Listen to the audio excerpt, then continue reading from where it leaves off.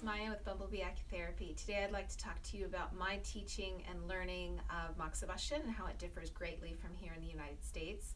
But before I get into that, I'd like you all to make sure to like, subscribe, and share this video if you think you found benefit from it. And also stay tuned to the very end, because for every video that I release this month, January of 2020, I'm going to be releasing a little bit of a hint on how to make Moxa not stick to your fingers and have a gentler and safer burn for your patients. All right, you guys ready? So here we go. So how my learning experience was completely different from here in the United States and from most places in the world that I know of besides Japan is that I started learning Moxa as an apprentice a year before I even got into school.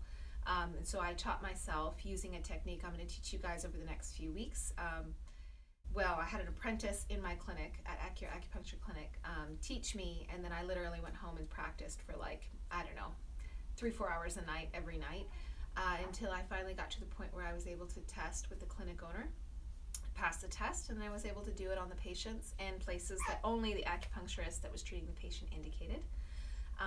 And so I did that for a year until I got into acupuncture school. And then once I got into Toyo ShinKyu, the school I went to, we started learning it very intensely every single day. I think we learned at least an hour or two every day, plus our acupuncture learning.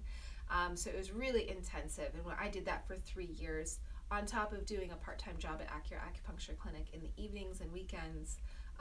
So I would say after about 4 years of apprenticeship and school training,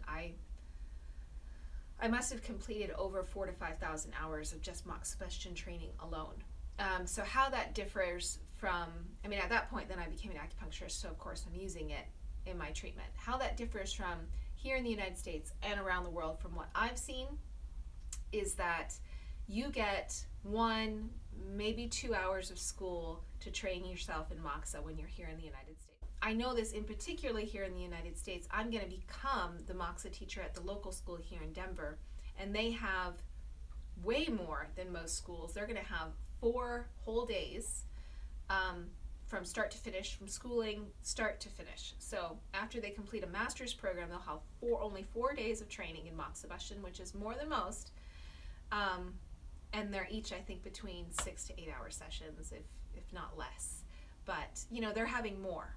But that's still, it's just not enough time to really refine the art. And so what I would like to do for all of you guys through my teaching, and what I want to give to you guys for free, is something that I usually only teach people in class, because honestly I really like to see what everyone's doing and make sure I can give them individualized training. But today I'm going to give you some tips for free, and over the next few weeks I'm going to be giving you a lot of ways that you can practice on your own without using boards, so no pre-rolled Moxa rolling in your hand. So let's do the first one, tip number 1.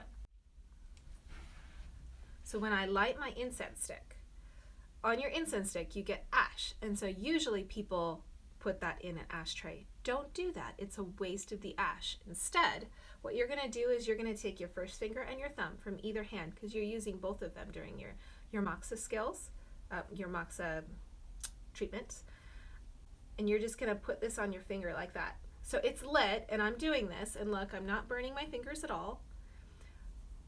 But what the ash does is it helps to absorb all the sweat on your hand, especially for those of you who are nervous about doing Moxibustion on your patients.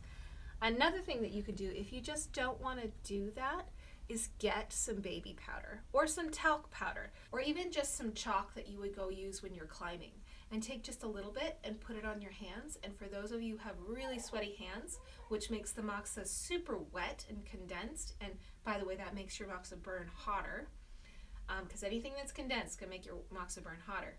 You can just put that a little bit on your fingers, put it in a little teeny, use a cute little soy sauce dish or something, put it on your tray in your clinic, put it on your fingers, and you're good to go. That'll totally absorb any sweat that you have. It'll stop making the sweat on your hands affect your Moxa, and in the end, you're going to have lighter, fluffier, and softer Moxa. All right, so that is my first tip.